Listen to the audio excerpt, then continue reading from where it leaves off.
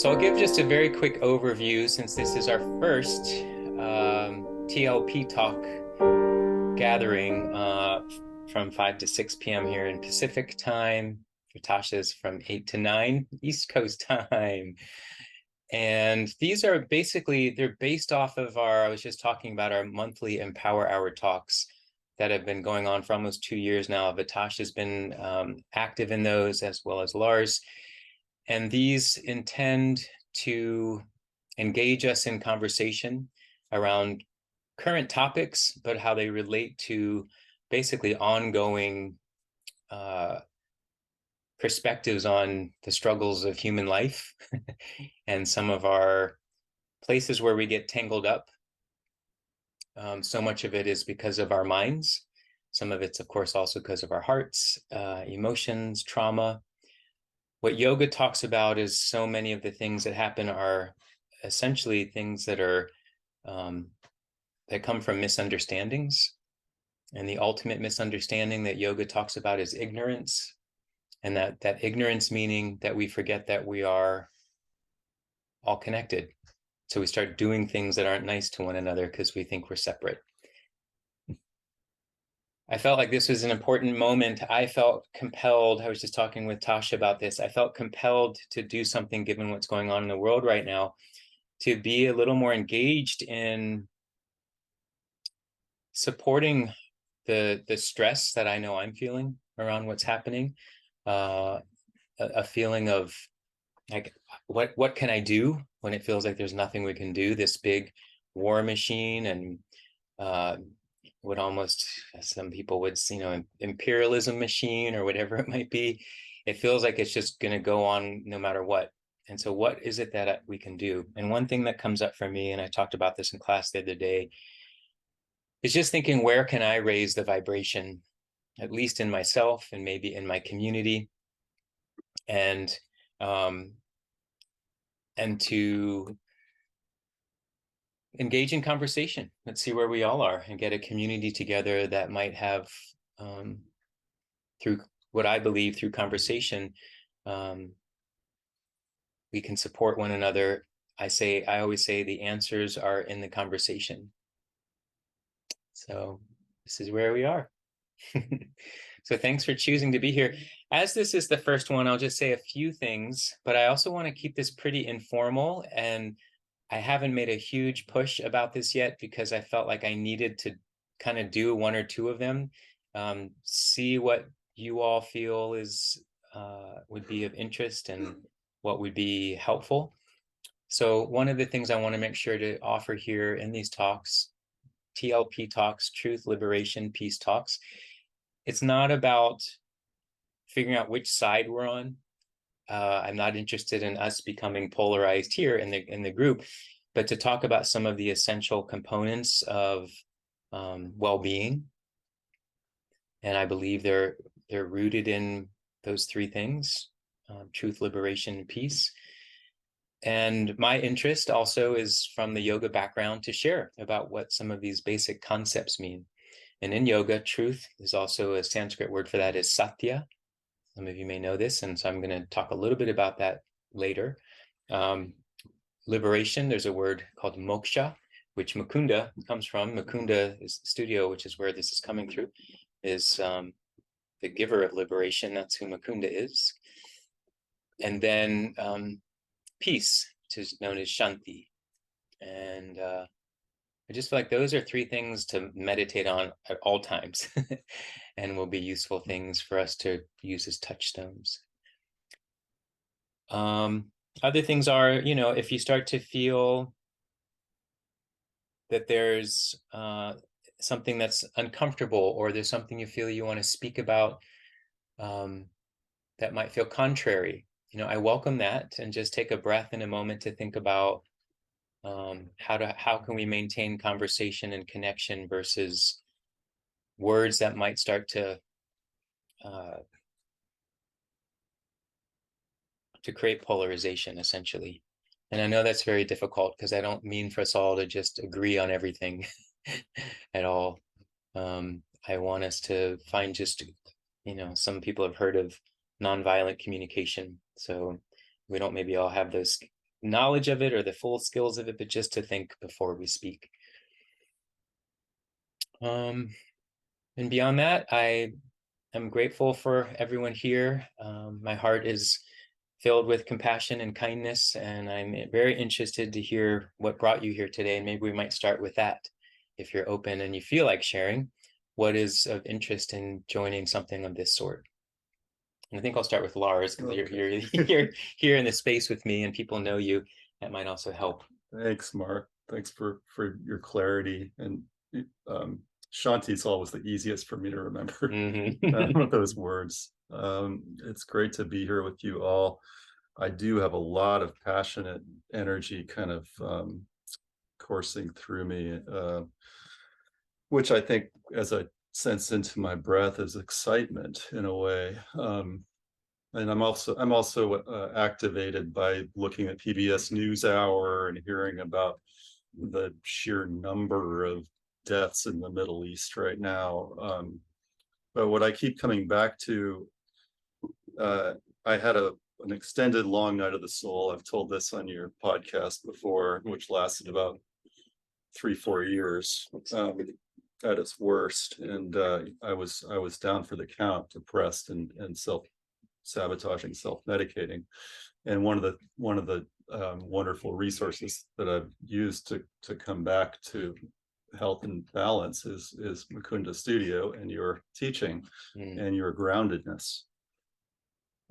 So I'm taking a risk by kind of sharing what my experience is, but coming back from that long night of the soul, I've had kind of a series of spiritual realizations, I guess is what they are. And when I walked through the Stanford University White Plaza the other day, there was a camp of activists on the Palestinian side and a camp of activists on the Israel side, and it was a polarized kind of conversation.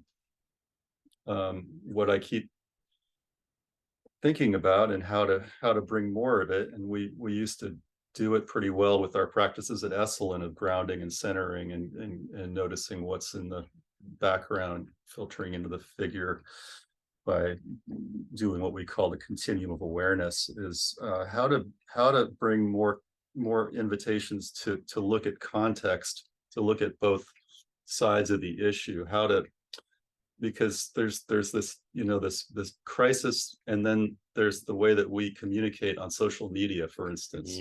If you don't condemn these people for taking hostages, then I'm gonna not talk to you anymore, I'll cancel you.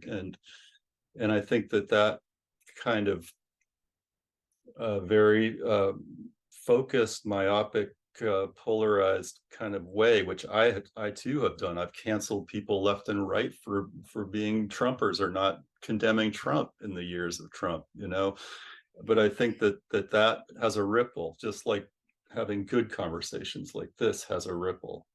And Ian McGilchrist, this neuroscientist I like to listen to, talks about how we orient from the left hemisphere of the brain versus the right. And the right hemisphere of the brain can see context. It works on imagination. It's not so sure that it's right, because it can actually do inquiry and come into the other person's shoes.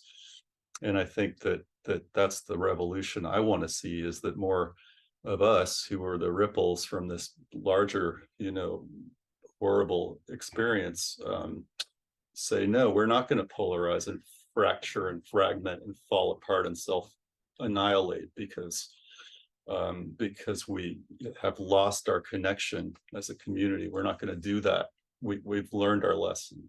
These horrible unconscious leaders can do it, but I'm not going to do it. I'm not going to let that happen to me again.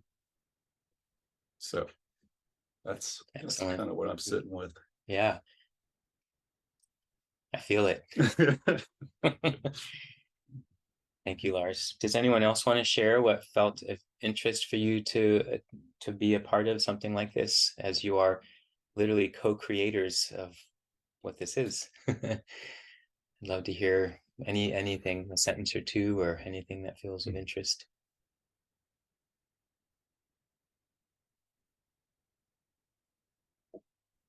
No, I could easily keep spieling, but I Well, let's give also I mean, you guys, you all can end up being the audience to me and Lars just going to town on the topics, but I think I'll speak up. yay. Because it is a conversation, and I do a lot of practicing of listening, like deep listening, which is and listening not just to words, the data center, left brain, but also the emotional in between the words, nonverbal communication out of the right brain, mostly, and the heart and the body. So it's like the agenda that I'm in with a group of women who are some my Friday women's healing group that we've been meeting for over 3 years. We have a community that's non-polarizing. We actually represent a way of communication that slowly, I'm learning with them how to do this, which is a lot about listening, not interrupting, no name calling, condemning, no really lowering the level of judgment. And we all have a lot of different backgrounds, and we don't necessarily share the same spiritual points of view. Like one person is really into the goddesses, and somebody else is really into the Mayan musings. They're totally different. I'm more or less a cynic most of the time, a cynical streak. So, but I'm spiritual, and I practice a lot of things. So the point is that we made a decision in the group last Friday to not take sides on the Middle East issues. And I mean, one person out, it's a group of, when we have when everybody shows up, it's 10 people. A lot of times it's 6, maybe 7, maybe 5, but everybody basically comes from an element of a training of feminine power coming out of Dr. Claire Zamet's feminine empowerment trainings. We all met there like 3.5 years, 3+ years ago. So there's this baseline that's in the feminine consciousness that is really inclusive. It's like the symbol of the womb, the inclusiveness of being in the womb, that kind of nurturing space, and also respect for divergency. So, for example, when the COVID vaccine story came up loud in the news, I mean, it was very controversial and very polarizing, and people were very upset. If you didn't get a vaccine, how could you be doing this to other people? You might be exposing people to blah, blah, blah, blah. I got vaccines, other people didn't. And we just had we created a space where we didn't take sides. We really actually said, you are in charge to each other. You are in charge of your body, and you know what you feel right about, what's right for you. And it was really an amazing communication process, which is what you're talking about, the how we communicate about things is a big influence on the result. So if we hold a space of like, you're right and I'm right, you're not wrong and I'm not wrong. It's like taking away the judgments, like peeling that judgment back and expressing, going to a more core place of shared humanity. And I'm an archaeologist at heart. I'm a fascinated archaeologist. I read articles about archaeology almost every day from around the world, and watch history channels on peoples who lived 8,000 years ago in Scotland, now Scotland, and more, and things that are all over the world. And it tells me, I learn that our humanity goes way back, and humans have been fighting each other for thousands of years. It's really the truth. Massive wars, tens of thousands of people slaughtered one against the other. I was just reading about that yesterday in Ireland in 60 AD, 60 AD, 2,000 years ago. These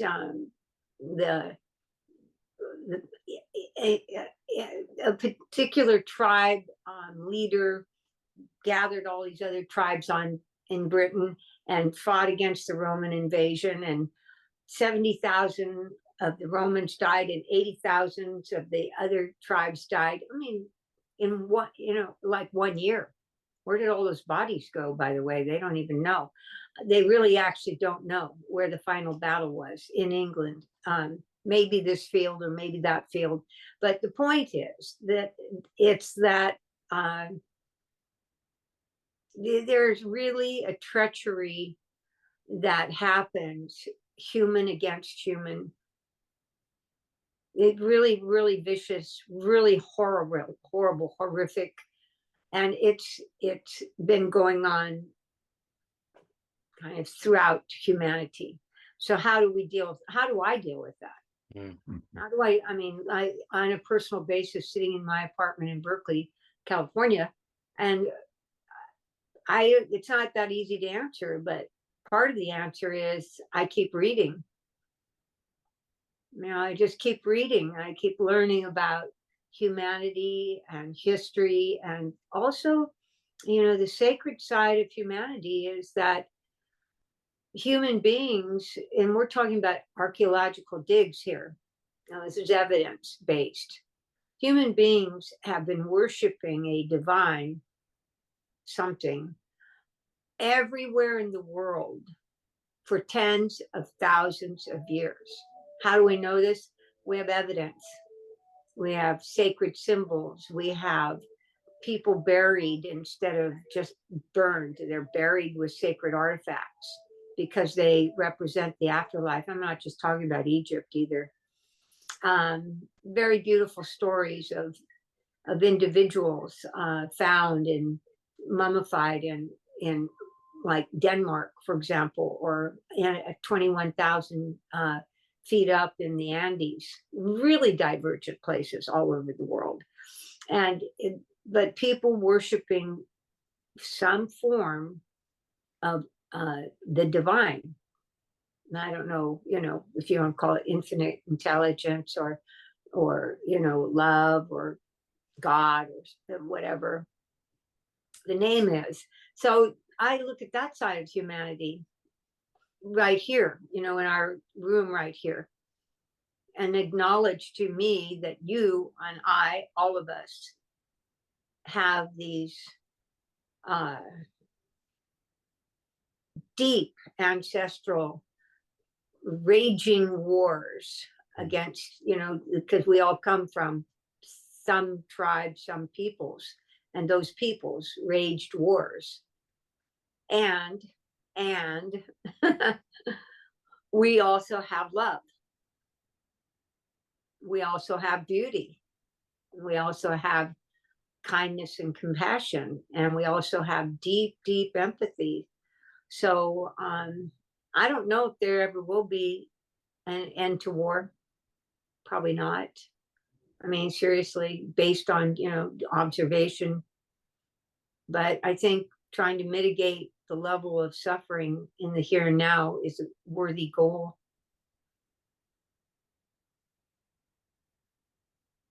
Wow. Thank Beautiful. you, Arden. Yeah.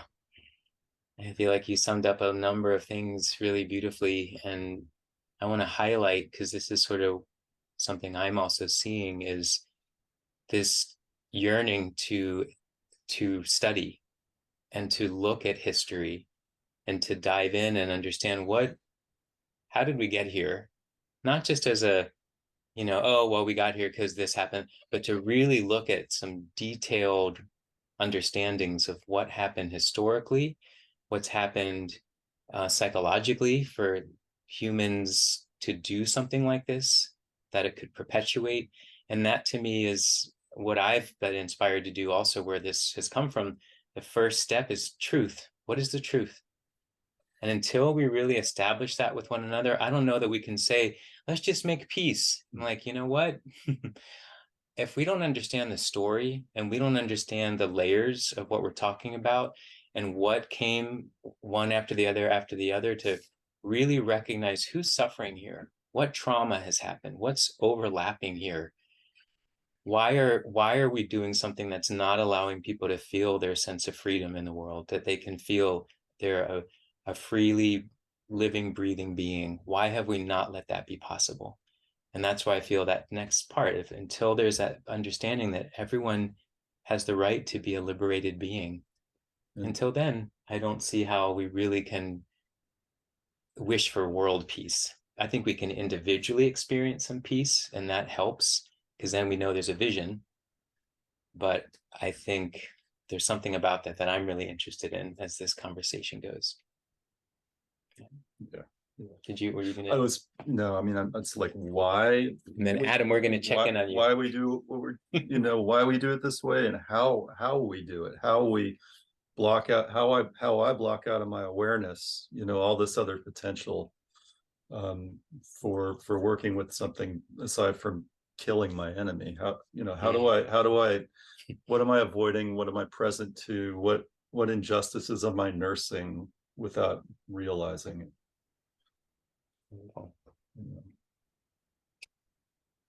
We'll take a moment, see if Adam or Tasha want to say hello, jump in with any thoughts in the moment. Hi, everybody. I'm Adam, and it's nice to connect with you. I have a bit of a chest cold, so forgive the congestion here, but happy to be a part of this, and thank you to my friend Lars for sharing this opportunity with me.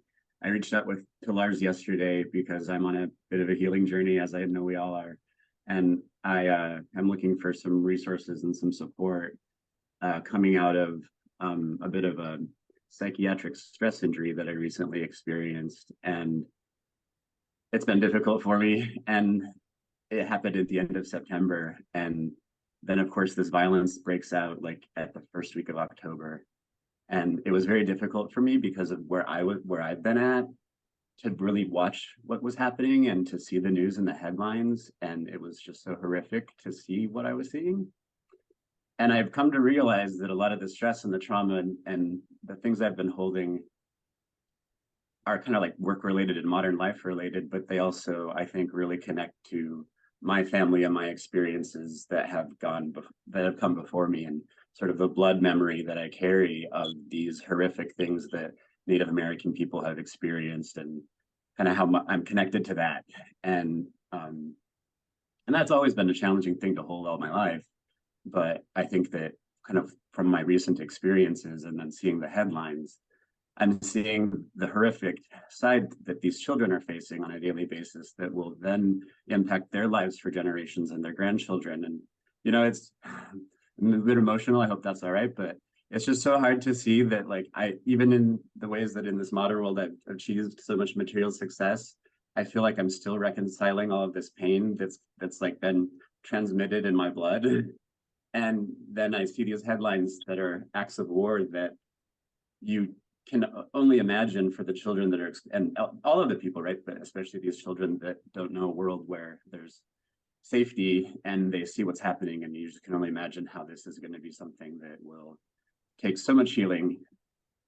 It's overwhelming. And I can't help but sort of look at my experience in the world and then see the world and kind of do this like, okay, so how do these align and how are they divergent? And I am seeing that a lot of the healing that I need to do for my own wellness is something that I hope can bring wellness to others through the benefit of community. And so I reached out to Lars because I've been looking for some resources, and I know he's pretty well connected and takes this work very seriously. And so I'm happy to be here. And listen in, and I can share that the hour before I signed on here, I was listening to your Empower Hour on YouTube from the most recent one.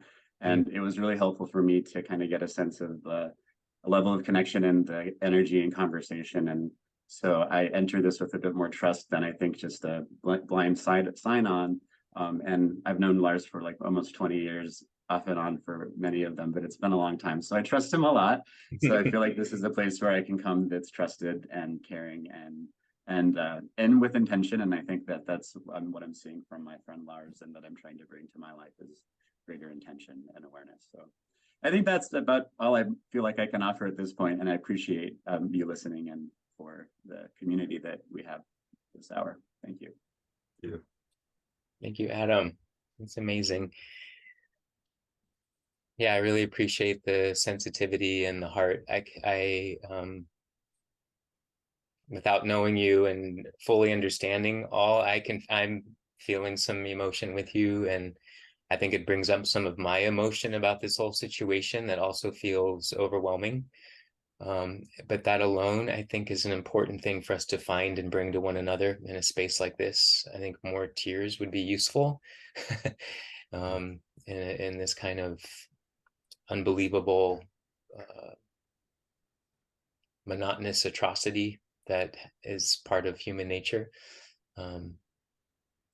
Because we also see that there's also an immense capacity for love that Arden also touched on, that I think I'm happy that we can raise the vibration of that here. So Tasha, Hi, welcome. I'm Natasha, and I'm going to say something really off-putting. It just kind of works. Just disclaimer, I guess.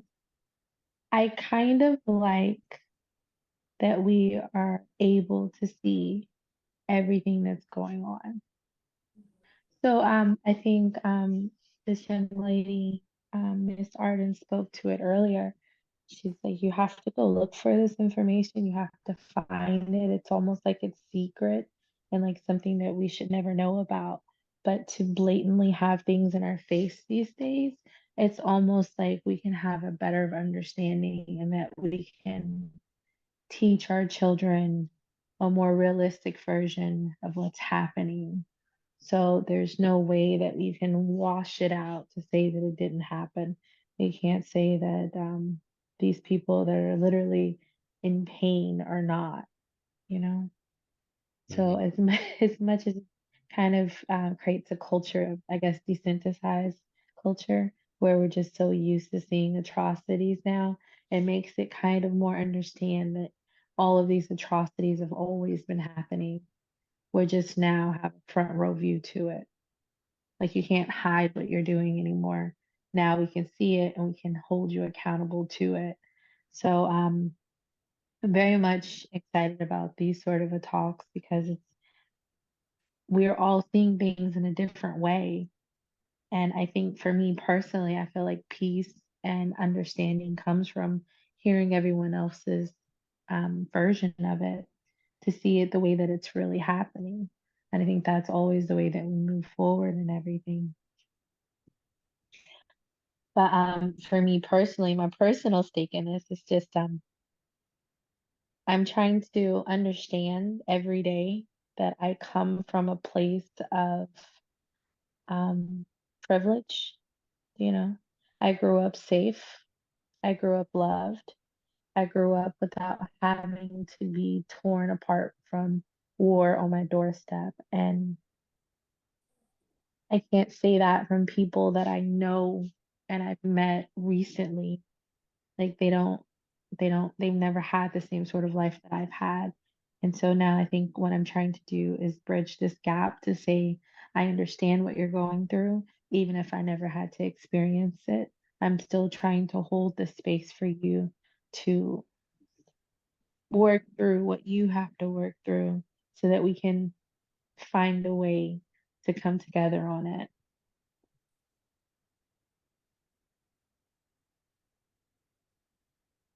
The spiel. Thank you, Tasha. Hmm. I'd like to respond to Tasha. Yeah. That okay with you? Oh, this is how it works. You know, Tasha, I think that it takes a beautiful sense of courage to say what you just said about growing up the way you grew up. I grew up privileged. I grew up loved. I grew up safe. I I haven't had to experience that. That really touches me because I honestly don't know very many people who can say that.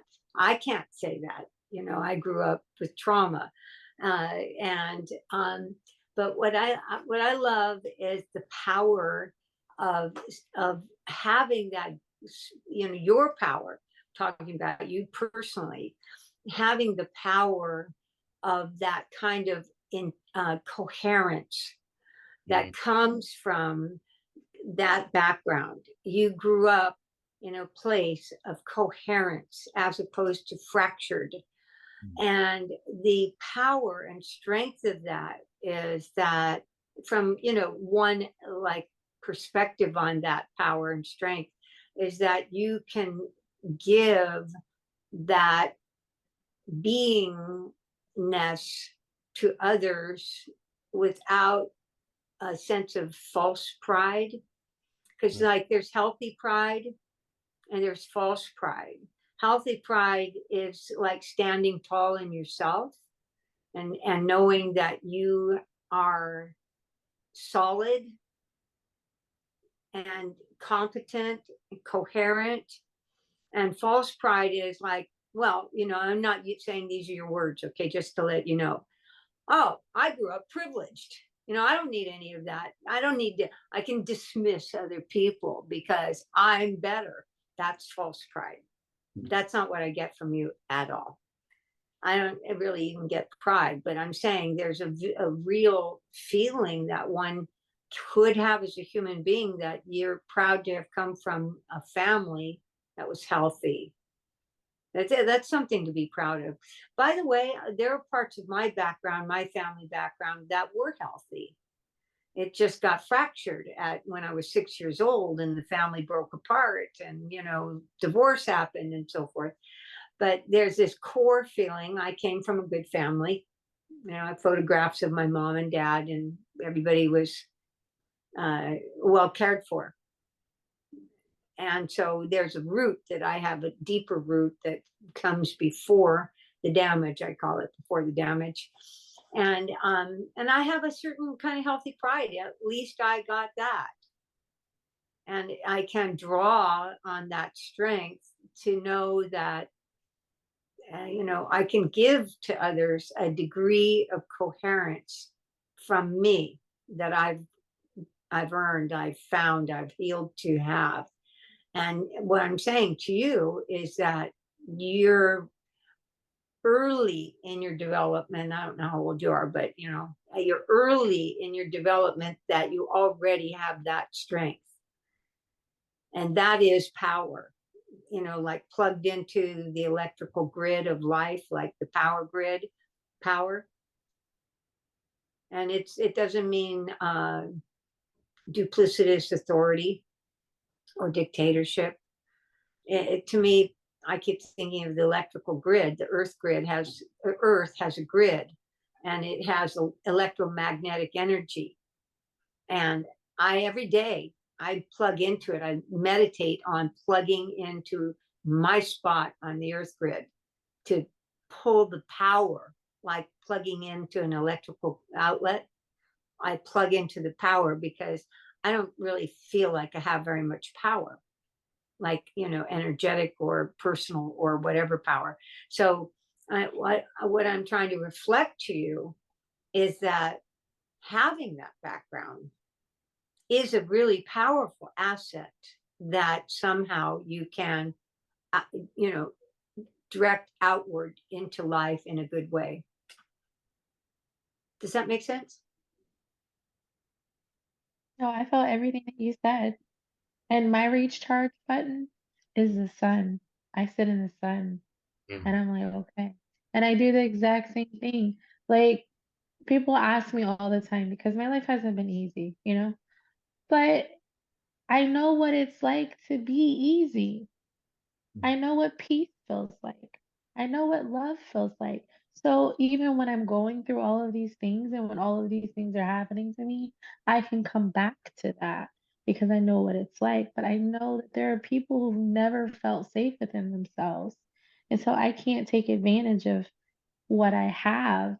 Instead, I have to try to find a way to teach that, to try to share that with the world so that they can find it with themselves. Yeah, that's right. I'm sure you're going to do it,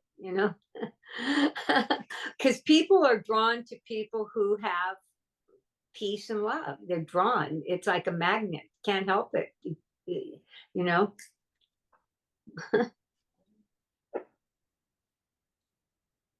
Hmm. Let's just take a moment. We didn't start this way, and I just thought of this to let there be a moment of reflection at this point.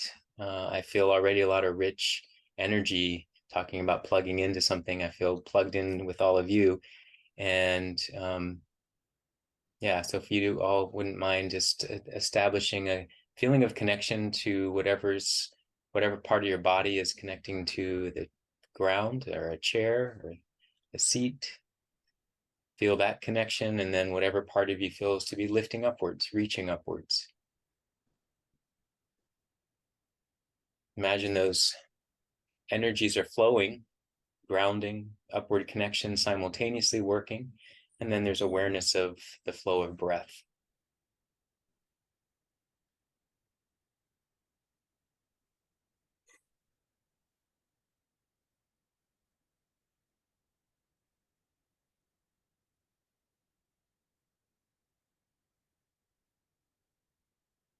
We can take a moment to honor and appreciate all the ways that we are each similar, the way that we are supported and sustained by the inhale-exhale breath, the way that we are connecting to the ground,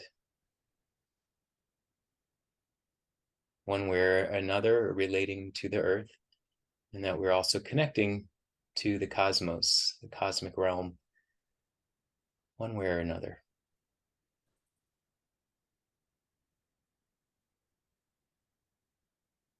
Simultaneously, we have many differences.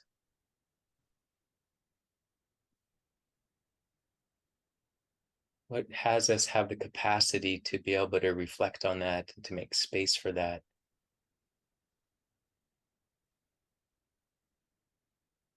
Take just a few more seconds pondering and reflecting.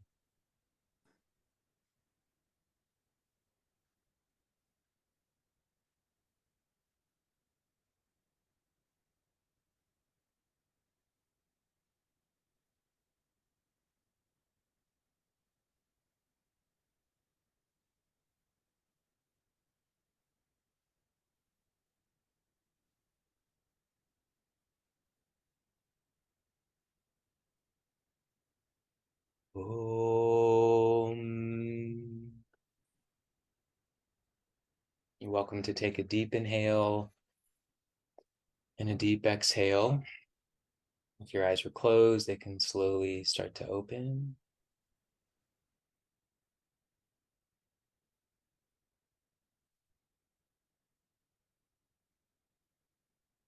I know Vitasha has two little ones that I think she might have been preparing them for bed. So I think she's on. Okay, I see.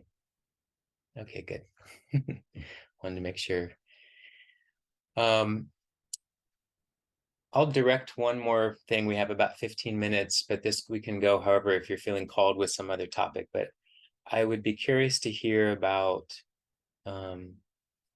this idea of liberation, where is the whole journey, and again, looking at our history and whatnot, is it about one group of people get to be liberated at the expense of the other? And is that the best we know how to do? And is there really potential for everyone to experience being a liberated being? Is this not available? Because in order for someone to be liberated, it always seems like somebody else suffers. I saw a sign the other day that said,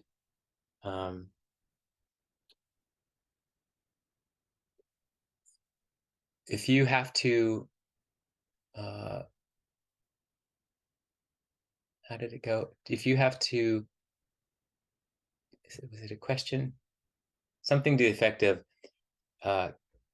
killing others or fighting for the land, or fighting to keep your land, being the protector of your land. Who's the one that's really working for liberation? Sort of expanded on what I saw in this sign. It was like, if you have to fight for land, is it yours? I'm sorry, if you have to kill and fight to take over land, is it yours, or is it the one who's fighting to keep the land? Does that make sense? No. Sort of. I'm trying to explain. Maybe I have a picture. So talk But amongst yourselves. I'd say that the slavery or the lack of liberation is the ownership of the land, and that the land should not be owned, and that there should not be borders, right? Like, I watched this documentary week before last. It was kind of cosmic timing because it was about the American bison, and it was from Ken Burns. Highly recommend it. But it was about how the bison that roamed North America have slowly, kind of very parallel to the human stories as well, but how the ownership of the land really led to the loss of habitat and almost the decimation of the bison. And you really just have to look at the relationship that we have with our land and then see how that kind of extends itself to our relationship with each other. Because what we see, especially case in the Middle East, is that the sense of ownership of the land and inherent things on this is generational and entitlement and, like our holy, there's a religious element and political stuff. And so it really becomes like this warfare over control over the land that then ripples into damage done to communities and families and cultures and societies. And it's just horrific to see it, right? But I guess I would say that until we can kind of liberate ourselves from owning the land, we're going to be stuck in the slavery of the capital system that says like the land is like the power, the land and the ownership of the land is how you gain your power. And so sorry to kind of jump in and pick apart what you were saying there about liberation and about, this, but I just totally got that connection to the land because I kind of feel like, and one of the takeaways from the Ken Burns, and I'll try not to give too much away, is that a bison is not a cow. You can't domesticate it. It is a wild animal that roams in vast landscapes, and you can kind of barbed wire it in, but it's still going to be a bison. And I guess I feel like that's kind of true for humans in the modern world, is we're humans and not cattle, and that we really need to kind of think differently about how we have a connection to the land, because this ownership model and the borders that it comes with, look at the migration problems and the inequalities and the exploitation that come with just by saying this land on this side is mine and that land on your side is yours, and don't cross that border or that boundary. And so until I don't know, I don't want to be hopeless about it. In fact, I'm very hopeful for it, that we can kind of find a way to think across these boundaries and these borders, and the connection to the land is sort of the end all be all of how we interact as like a human race and species, right? Like I can only hope that like in generations, there's going to be some world order that is not so like territorial, so to speak, and really feels the sense that humans have dominion over the land and can hopefully find a way to live in harmony with it as best we can with the damage we've done already, right? I mean, I don't want to be a downer, but if we can break through that cycle of like having a sense of dominion over the land, maybe we can kind of then break the cycle of having dominion over each other, and and maybe try and see the world in ways that are less like I own this land and instead I share this land, or we share this land. And because I had some thoughts on that. No, that was brilliant. Thank you for untangling my thought process. Well, let me tangle it up. I guess. What I'm coming back to is can we even like make change without this sort of psycho-spiritual waking up? I had to go through like being so stuck and so fragmented that all I could see were all or nothings. I thought the bombs were going to go off any moment. I was going to be hauled off. I was basically, kind of psychotic and schizophrenic for quite a while because of what I was doing and intaking and media and everything like that. For me, I mean, I have so much reverence for each of you and your consciousness and courage in bringing, your whole self to this talk. And I think that it does take showing up and taking risks to model to the next generation and each other, and to ripple that, we can help each other. We don't have to do it alone. And the reverence for the land, learning how to not privilege so much analytical mind, and learning that it's as important or even more to feel and sense and recognize and imagine, and imagine plugging into the land, like Arden said, getting lit up and by the rivers of light that go down to the core of the earth or whatever. It does take modeling that and kind of reinforcing it, for me to get out of my analytical mind, which is a bit of a fragment. I pull myself out of the here and now when I go into intellectualizing, and I pull myself back in when I notice that we're here, and pause and take a breath. And yeah, I think a lot about my relationship to land, and just how very, very weird it is, just living on Stanford campus, where I have for most of my life, because my parents have a house on campus because Dad was a professor, and just watching the ecology change, and knowing that the reason there's all these crows and all these coyotes, scavengers, is because there was a general use permit that granted like a massive amount of building. That everything has a ripple, and our development does have ripple effects. The way that we talk to each other, and the way that my resentment might leak out in a text message has an effect. Everything, we're all so connected, and America wants us to be separate, and remember that material goods are the way to go. But the more I contemplate it, I really see just how connected we are, and how there's all this common kind of suffering, common love and joy that we hold. Thank you, Lars. Mm-hmm.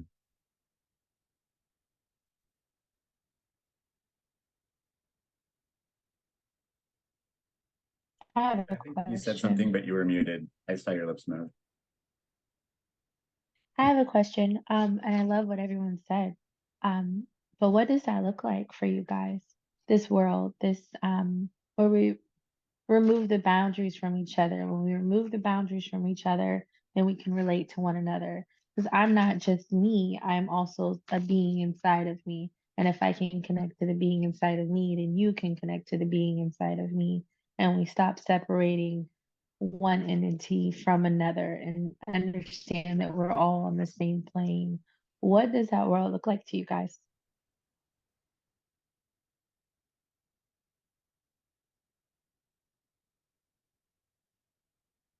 Coexistence and understanding that there are differences and we're unique, celebrating differences, honoring each other's cultural experiences and ancestry and heritage, many heritages, without saying yours is better or worse, even that hierarchy at all. Like, it just is, I see it. I mean, this is something I go on about. I could get a whole bit about this. Is just our education system. And I see it a complete restructuring of what people are taught when they start in age 4 or 5 years old. But what's already happening, we're already teaching kids about separation lines. We're already teaching kids about, I think there's healthy boundaries That's one thing that I wasn't taught. So that would have been nice, because that there was another kind of merging of emotional confluence. Yeah.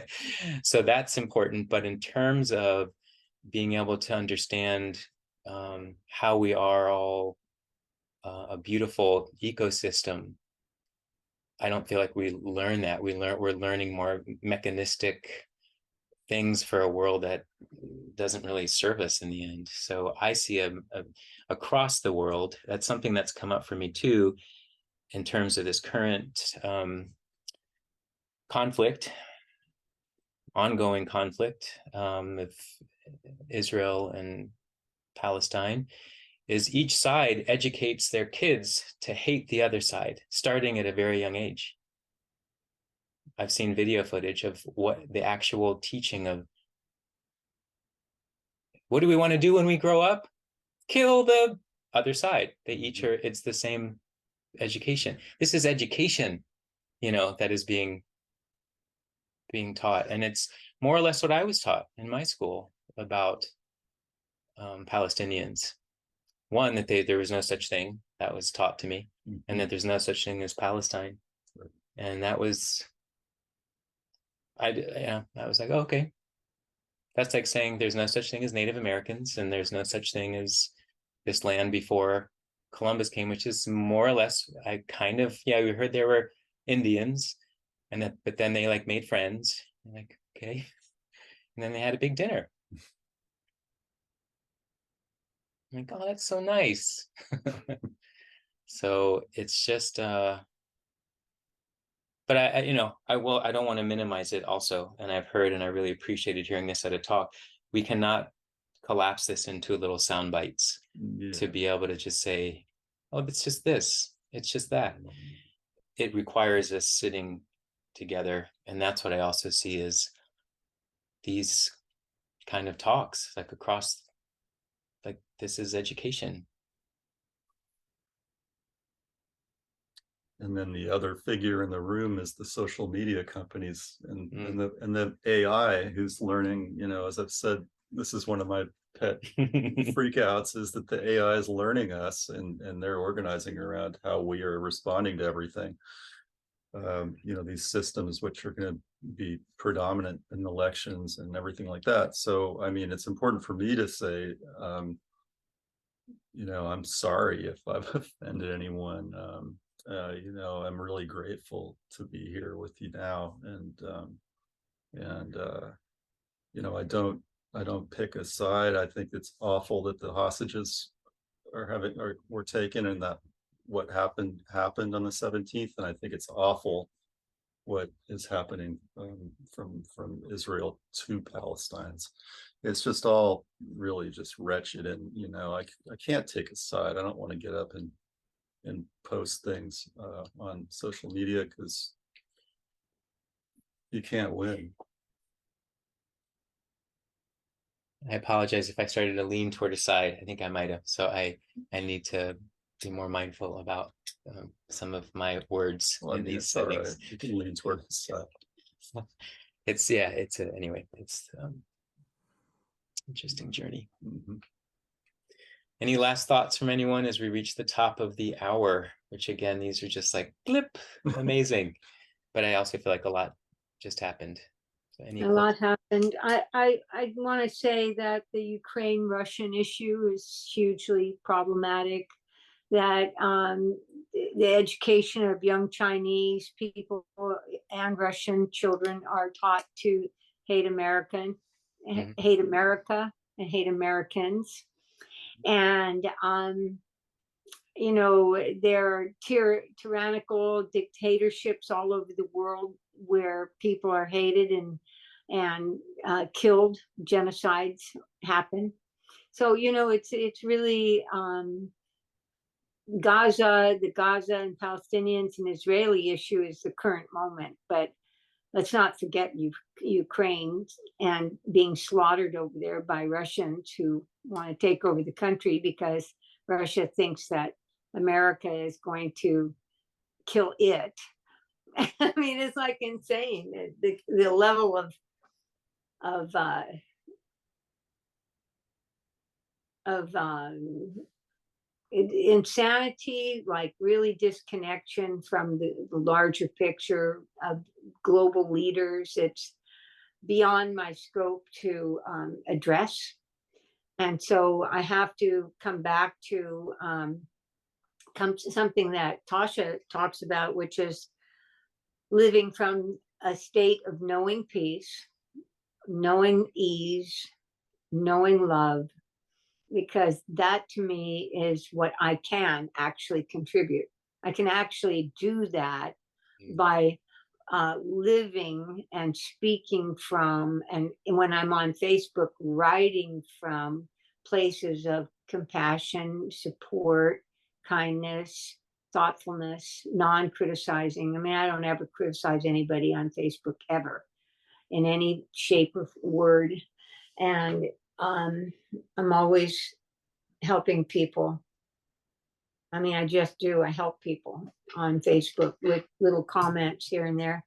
And it's not much. I know it's not much. And it's not largely impactful in terms of global issues. But I do feel like I'm at least taking responsibility as an individual to not add poison into the world. Yeah. Not add, because I have that capacity. I do. I could be, volatile and screaming at people, but I choose to do a less toxic process, more loving, more gentle, knowing that it reaches someone somewhere and does some good somehow. Not overly ambitious, by the way. Just a little bit will help. It's major when you look at the other side of the equation, how just how much we can tear each other apart when we're not paying attention to when I'm not paying attention to how I'm interfacing with these threads. And that takes some kind of effort, and that's what I'm grateful for us spending some time tonight to put some effort into this kind of conversation, and to even reflect on what am I doing in my daily life or daily practice that helps tune my instrument in the way that I contribute, that could bring benefit. Even as you always hear, if it brings benefit to at least one person, awesome, versus the ripple that harm it's unknowingly can just travel generations. So may it go the other way, that love can really be a ripple. This is going to be a weekly talk, and so I don't want to stop us from talking tonight, but I also want to share that this is my interest, is that this could become an ongoing dialogue, because I think there's a lot here that we could continue to bring insight into, and for our own journeys. So I thank you all. I want to thank you for hosting, just spending the hour setting it up, and Lars for putting the announcement out, and to Adam and Tasha for showing up. It's a tiny community, but here we are, 5 real people in different places having real conversations that matter. So I think it's good, and thank you. Yes, super generous. Thank you, Mark. All right. Well, I hope we see each other soon, if it works out. And I'm not sure exactly what I'll be doing with these recordings, but I'm happy to share it with our group. But sometimes I'll share in my newsletter. I have a weekly newsletter. So if you're all comfortable with that, it's something that I can post so people can see what is this TLP talk thing that they're doing, and they can see what we did. So if you would prefer not to, you have my email through the Mukunda Studio that you registered. You would have gotten an email, so you can, just let me know. I can also edit this so it just has little snippets of voices if you prefer to not be a part of that, for example. And from there, yeah, have a good rest of your evening, and we'll see you soon.